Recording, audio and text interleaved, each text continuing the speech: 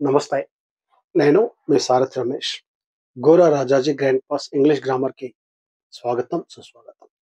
ప్రియమైన విద్యార్థి మిత్రులారా, ఈరోజు క్లాస్‌లో మనము పంక్చుయేషన్ మార్క్స్, విరామ చిహ్నములు ఈ టాపిక్ స్టార్ట్ చేద్దామమ్మా. చూద్దాం మరి పంక్చుయేషన్ మార్క్స్ అంటే ఏంటి? మరి లాంగ్వేజ్‌లో విరామ చిహ్నములు, వాటి యొక్క ఉపయోగాలు, వాటిని ఉపయోగిస్తే ఏ మార్కులొస్తాయి? వీటిని మనం చూద్దాం. Punctuation marks give more clarity and meaning in the sentences. చూడమ్మా, పంక్చుయేషన్ మార్క్స్, ఈ విరామ చిహ్నాలు ఏవైతే ఉన్నాయో వాటిని ఉపయోగిస్తే వాక్యాల్లో ఏ పదాలైతే ఉంటాయో ఆ పదాల యొక్క అర్థం మారుతుంది. అదేవిధంగా మోర్ క్లారిటీ అంటే స్పష్టతనిస్తాయమ్మా.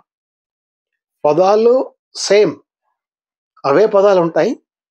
కాకపోతే ఈ విరామ చిహ్నాలు ఎప్పుడైతే మనము ఉపయోగిస్తామో అప్పుడు ఆ వాక్యంలో అర్థం మారుతుందమ్మా. They also change the meaning of sentence having the same words. ఇదేమ్మా, they also change the meaning of the sentence having the same words. Having the same words, ఒక వాక్యంలో అవే పదాలు ఉంటాయి, కానీ ఆ వాక్యం యొక్క అర్థాలు వేరువేరుగా ఉంటాయమ్మా.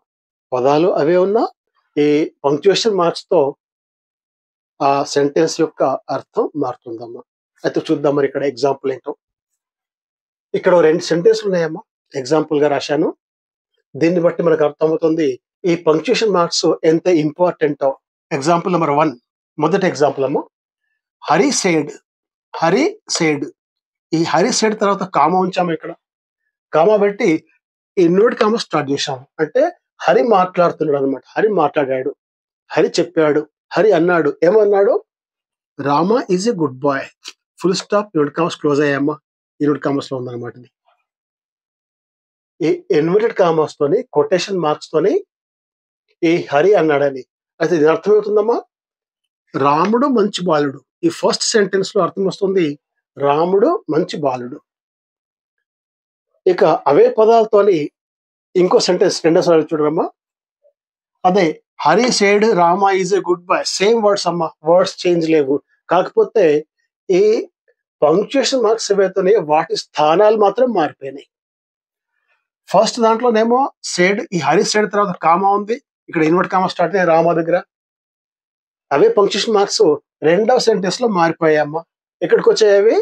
హరి, ఈ హరి ఇన్వర్టెడ్ కామర్స్ లో ఉందమ్మా. హరి ఇన్వర్టెడ్ కామర్స్ ఉన్నాయి, మళ్ళీ ఇక్కడ కామా వచ్చిందమ్మా. సేడ్ రామ, ఇది ఫస్ట్ సెంటెన్స్ ఏమో హరి అన్నాడు, సెకండ్ సెంటెన్స్ ఏమో రామ అంటున్నాడమ్మా. రామ అంటున్నాడు, రామ అంటున్నాడు. ఏమంటున్నాడు? హరి సేడ్ రామ, మళ్ళీ కామా ఇక్కడ స్టార్ట్ అయ్యమ్మా, ఈజ్ ఎ గుడ్ బాయ్. అంటే ఇక్కడ రామ అంటున్నాడు, హరి మంచి పిల్లగాడు. ఈ సెకండ్ సెంటెన్స్ యొక్క మీనింగ్ ఏంటమ్మా? హరి మంచి బాలుడు. ఫస్ట్ దాంట్లో ఏమో రాముడు మంచి బాలుడు, రెండో దాంట్లో ఏమో హరి మంచి బాలుడు. పదాలు ఏమైనా మారినాయా? లేదు. పదాలంటే Hari said Rama, Rama is a good boy, good boy. పదాలు అవేనమ్మా. జస్ట్ మారిన ఏంటి? ఇక్కడ విరామ చిహ్నాలు మారినాయమ్మా. వాటితో వీటి అర్థమే మారిపోయింది. సో ఫ్రెండ్స్, ఇది ఇంపార్టెన్స్ ఆఫ్ పంక్చుయేషన్ మార్క్స్ అమ్మా. లాంగ్వేజ్ లో మీరు ఎస్ఏలే కానివ్వండి, ఆన్సర్స్ కానివ్వండి, ఎప్పుడైతే రాస్తారో అప్పుడు ఈ పంక్చుయేషన్ మార్క్స్ ఎలా యూజ్ చేస్తారో దాన్ని బట్టి అర్థం మారుతుందమ్మా. సో మరి పంక్చుయేషన్ మార్క్స్ ఏవో మనం ఇప్పుడు చూద్దాం ఈ క్లాస్ లో. పంక్చుయేషన్ మార్క్స్, విరామ చిహ్నాలు చూద్దామా. First the full stop. ఇది మనము ప్రతి ఒక్కరికి తెలుసమ్మా. ఎల్లప్పుడు దీన్ని యూజ్ చేస్తాం. ఒక సెంటెన్స్ ముగిసిందంటే ఫుల్ స్టాప్ పెడతామమ్మా, విరామ చిహ్నం అంటాం దాన్ని. దాని తర్వాత కామా అమ్మా, ఫుల్ స్టాప్ కామా, దీన్ని కూడా మనము యూజ్ చేస్తామమ్మా. స్వల్ప విరామం అంటాం దాన్ని. దాని తర్వాత సెమీకోలన్ అమ్మా.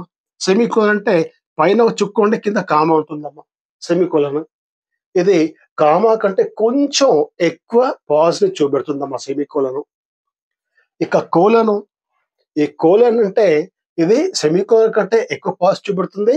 అదే విధంగా ఈ కోలంతో సంబంధం కూడా చూపెడుతుందమ్మా. సెంటెన్స్ లో వేరే పదాలతో కానివ్వండి, వేరే సెంటెన్స్ తో కానివ్వండి, సంబంధం ఏముందో అది కోలం చూపెడుతుందమ్మా. నెక్స్ట్ ద క్వశ్చన్ మార్క్, ప్రశ్నార్థక చిహ్నము. అందరికి తెలుసా, మనందరికి ఈ ప్రశ్నార్థ చిహ్నము మనకు తెలుసమ్మా, క్వశ్చన్ మార్క్. ఇక్కడ ఎగ్జామ్స్ లో మనం ప్రశ్నలు చదువుతుంటాము.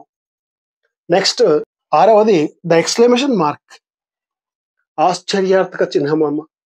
ఓ గీత ఉంటే దాని కింద చుక్క ఉంటుంది, ఆశ్చర్యార్థక చిహ్నము. ఎప్పుడైతే మనం సర్ప్రైజ్ ని ఎక్స్ప్రెస్ చేస్తామో అప్పుడు వీటిని ఉపయోగిస్తామమ్మా. ఇక 7th వచ్చి ద కొటేషన్ మార్క్. ఇదే ఇంత మొదలు మనం ఈ సెంటెన్స్ లో యూజ్ చేసామమ్మా. ఇక్కడ Rama is a good boy, ఇది కొటేషన్ మార్క్ లో ఉందమ్మా.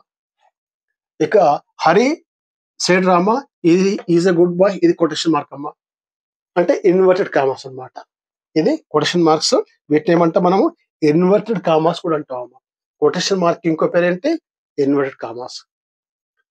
నెక్స్ట్ 8వ వచ్చి ద అపోస్ట్రఫీ అమ్మా. అపోస్ట్రఫీ అంటే ఈ షష్ఠి విభక్తిలో జనరల్లీ మనము యూజ్ చేస్తామమ్మా అపోస్ట్రఫీని. రాముని యొక్క, రామాస్, కృష్ణాస్, ఈ విధంగా. అంతేకాకుండా ఎప్పుడైతే ఒక పదంలో కొన్ని అక్షరాలు లోపిస్తాయో, కెన్నాట్ కి కాంట్ రాస్తామమ్మా, డు నాట్ కి డోంట్ రాస్తాము, అప్పుడు ఈ అపోస్ట్రఫీని యూజ్ చేస్తామమ్మా. వెల్, ఇక 9వ వచ్చి ద హైఫెన్. హైఫెన్ అంటే చిన్న డాష్ అమ్మా. రెండు పదాల మధ్య చిన్న డాష్ చూస్తారు, దాన్ని హైఫెన్ అంటారమ్మా. 2 సిమిలర్ వర్డ్స్ ఎప్పుడైతే యూజ్ చేస్తామో అప్పుడు ఈ హైఫెన్ డాష్ ని యూజ్ చేస్తారమ్మా, చిన్న డాష్ ని. నెక్స్ట్ ద డాష్, ఇది డాష్ అమ్మా. డాష్ కూడా ఈ పదాల యొక్క సంబంధాన్ని సూచిస్తుందమ్మా. ఎప్పుడైతే మనము వీటి గురించి డీటెయిల్ నేర్చుకుంటామో అప్పుడు వీటి గురించి డెఫినేషన్స్, వీటి ఉపయోగాలు క్లియర్ గా నేర్చుకుందాం అమ్మా, స్పష్టంగా నేర్చుకుందాం.